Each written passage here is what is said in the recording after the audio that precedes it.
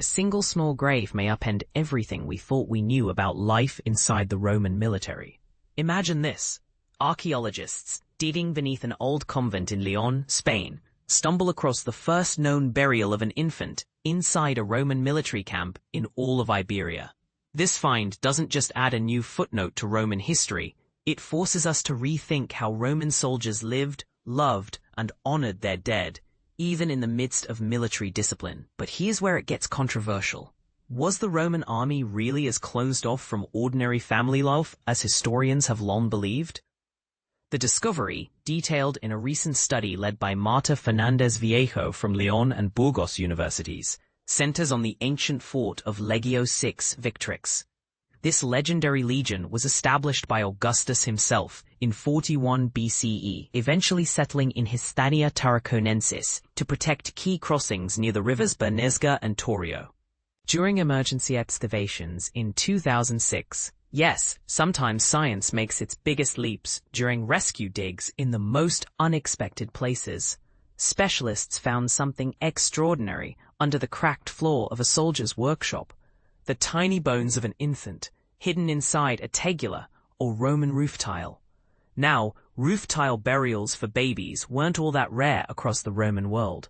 Typically, however, such graves were found in cemeteries or within home spaces, not smack dab inside a Roman military camp, let alone beneath the threshold of a workspace in a barrack block. This is the part most people miss.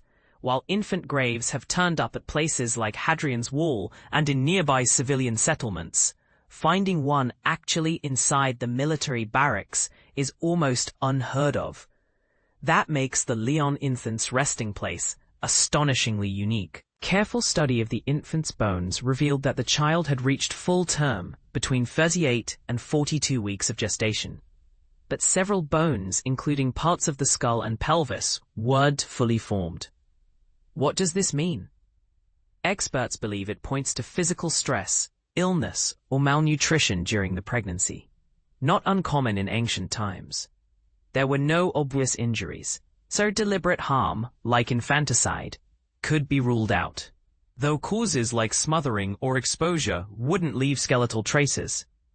Radiocarbon analysis dated this poignant burial to somewhere between 47 BCE and 61 CE, a period loaded with its own set of strict Roman rules. And here's where the controversy truly heats up. During this era, Roman imperial reforms explicitly forbade active duty soldiers from marrying or bringing families into military camps. The law said no wives, no children, on paper. Military life was strictly a man's world. Yet, archaeological evidence, especially from border provinces like Britannia and Germania, tells a different story. Personal objects connected to daily life, think tiny shoes, trinkets, household items, keep turning up at forts, hinting at a quieter reality. Families and soldiers coexisted despite the official ban. So why bury a baby under a barracks threshold? The answer lies in Roman beliefs about the spirit world. Romans thought infants who died early carried potent souls, capable of touching the living in mysterious ways. Burying these remains beneath a building's entrance served as a protective measure, creating a sort of spiritual safeguard for those working inside.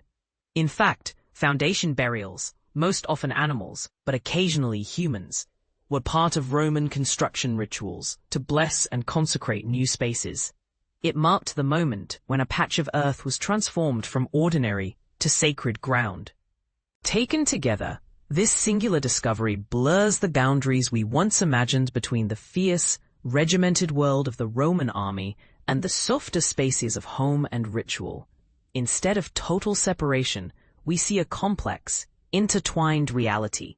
Soldiers' lives overlapped with those of their partners, children, and community traditions, even in places supposedly reserved for war-making. Do you think this newfound evidence will finally convince scholars to rethink just how strictly those military rules were enforced? Could there have been even more hidden family life inside Roman military camps than we've dared to imagine? Or does this find challenge our modern ideas about what military life even means? Jump into the discussion below. Your opinion could add a vital perspective to this ancient mystery.